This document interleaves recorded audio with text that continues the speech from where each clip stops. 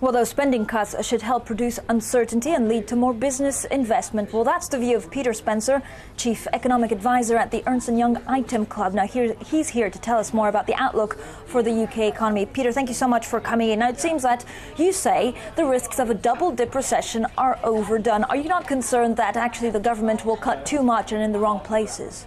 Well, I mean, obviously there are a huge number of uncertainties facing us, not just those government cuts, but it's the ability of those businessmen that are writing to the Telegraph to basically step up to the plate and to basically hire some of the workers that are going to be released from the public sector and to expand their investment and other spending programs to make up for the cutbacks in the government sector. That is a major uncertainty.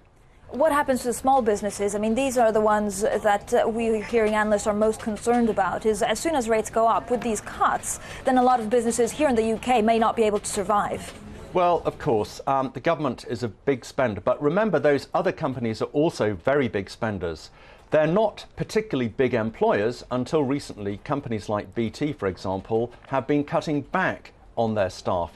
But as they roll out new technologies like fast broadband, you will see that the contracts that are awarded down, that will effectively trickle down the line to smaller companies, will increase. So again, hopefully it will be a case of the large companies basically stepping in where the government walks out. Peter, talk to me about exactly what the housing market you expect it to do, because we may see a double dip here, and we were just hearing from Danny Blanchflower an hour ago saying, well, he's concerned because all the guys saying what we're seeing in the UK is really unprecedented. Well, what we're seeing in the UK is unprecedented, which is why we have to be a little bit careful. But we're actually sailing through this quite well. I mean, on the one hand, you've got countries like the People's Republic of China that are clearly overheating.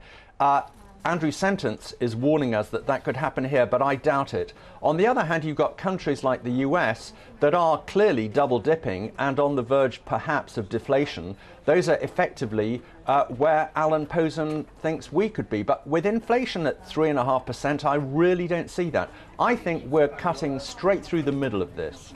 What about extra quantitative easing? Would this make a difference, or would it just keep, this economy in limbo for longer but not actually have any desired effect?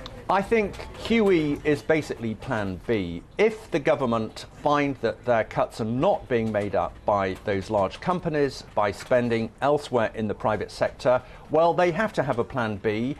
They will go slower, I think. They've already said they will go a little bit slower on public spending cuts. And of course, quantitative easing is another way of keeping the pound down in a world where competitiveness is the key.